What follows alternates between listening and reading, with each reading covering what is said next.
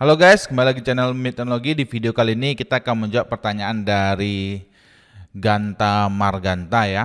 Jadi dia bertanya, Mas Ganta ini, Bang, YSP-GSM bisa nggak pakai VPN dedicated? Nah, di sini VPN-nya VPN dedicated ya, jadi bukan VPN yang biasa ini.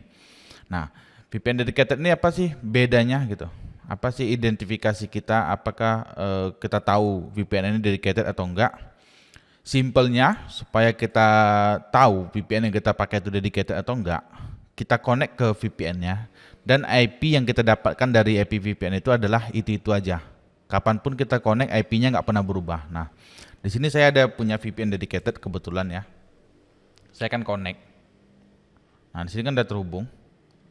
Kalau saya cek di what is my IP,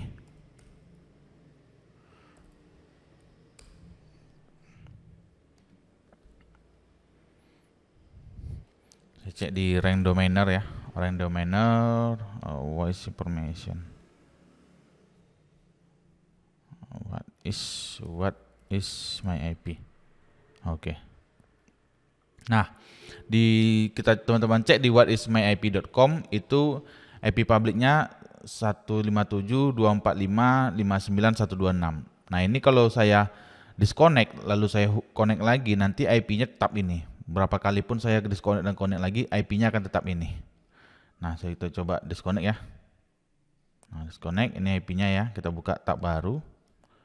Kita coba connect lagi. Kalau kita refresh ya, di sini kalau kita refresh seperti ini, sebentar ya, paste lagi sini. Nah, ini kan IP-nya berubah 223.130. Nah, gini kita coba connect lagi ke VPN-nya.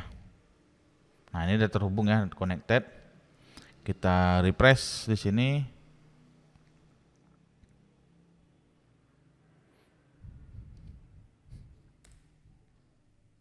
Nah, ini IP-nya udah berganti ya, 157.245.59.126. Kita samakan dengan IP yang ini ya, sama ya.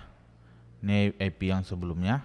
Nah, ini IP yang lama, ini yang kita connect yang kedua kalinya. Ini yang kita pertama. Ini IP-nya sama terus, nggak pernah berubah. Dan yang kedua, kualitas VPN-nya pasti bagus. Kenapa? Karena memang hanya kita yang pakai.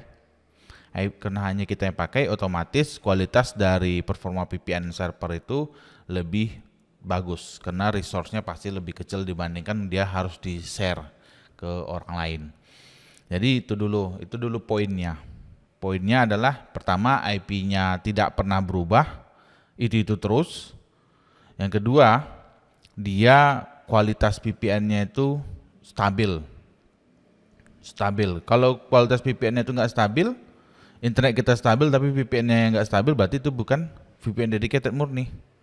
Nah, itu dua ini. Nah, lalu apakah ISP-GSM bisa menggunakan VPN dedicated? Jawabannya bisa, secara teknis bisa. Namun perlu diperhatikan, apa yang perlu diperhatikan? Kecepatan internet GSM ini naik turun. Pastikan kecepatan internet GSM kita itu ketika kita menggunakan VPN dedicated itu tidak drop amat gitu. Maksudnya misalnya drop amat gimana?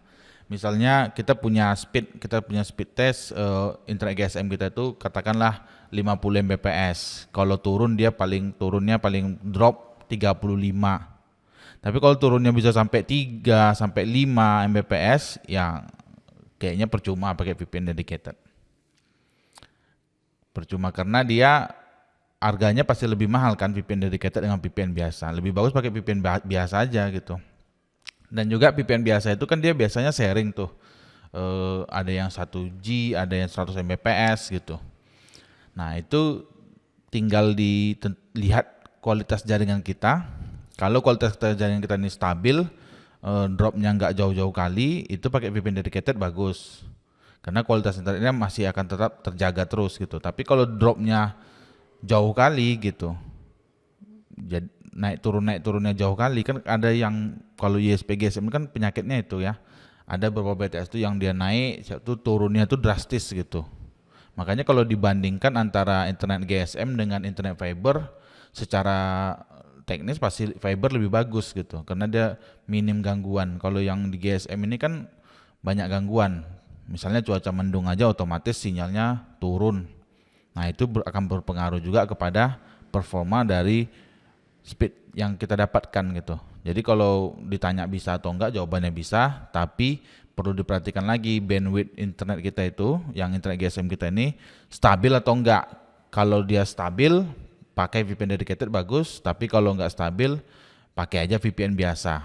Karena kan pasti VPN biasa yang tidak dedicated itu lebih murah dibandingkan yang dedicated.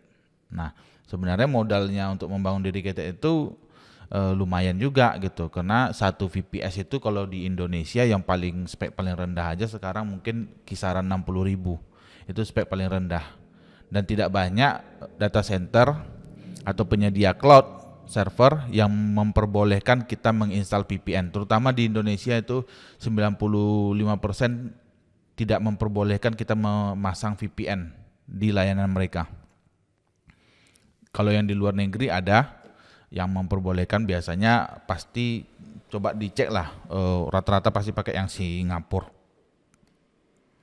Pasti yang pakai Singapura. Sini saya pakai DigitalOcean kan. DigitalOcean sebenarnya dia boleh menggunakan VPN karena dia batasannya itu bandwidthnya berapa giga gitu, berapa tera gitu dia kasih gitu. Kalau kita lebih dari itu kita harus bayar gitu. Kalau di Indonesia mereka langsung mengatakan tidak boleh dipasang VPN.